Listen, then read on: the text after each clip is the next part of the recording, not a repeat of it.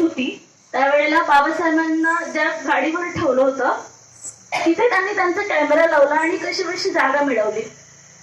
बाबासाहेबांच्या मानेवर म्हणजे चेहऱ्यापर्यंत लाकूड जे होतं ते ठेवेपर्यंत त्यांनी चित्रण केलं. इतका मोठा जनसागर होता त्यावेळेला दादरमध्ये, तो सगळा त्यांनी आपल्या रीलमध्ये टिपला होता. आणि आज आपण जी चित्रफित बघतो बाबासाहेबांच्या अंत्ययात्रेची ती त्यांनीच काढलेली होती आणि म्हणून ती आपल्याला आज बघता येते. त्यानंतर हे चित्रीकरण झाल्यानंतर त्यांनी जो खर्च काढला म्हणजे ते रील जी होती ती बरीच मोठी निघाली.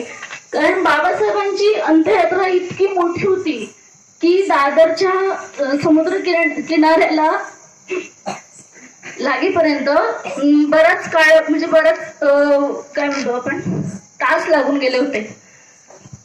तर त्यांना ती रील बरीच मोठी पडली आणि जवळजवळ 2800 ते 3000चा त्यांना खर्च आला.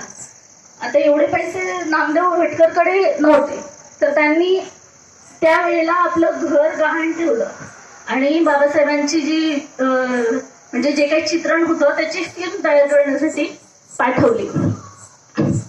कालांतराने त्यांना ते म्हणजे इतके पैसे जमवता आले नाही. खरं तर हे खूप मोठी रक्कम होती त्यावेळेला, त्यांना हे पैसे जमवता आले नव्हते आणि परिणामी त्यांना मुंबई सोडून त्यांच्या गावी परत जावं लागलं.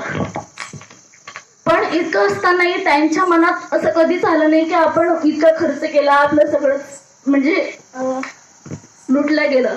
त्यांना हे समाधान होतं की आपण बाबासाहेबांची अंत्ययात्रा चित्रित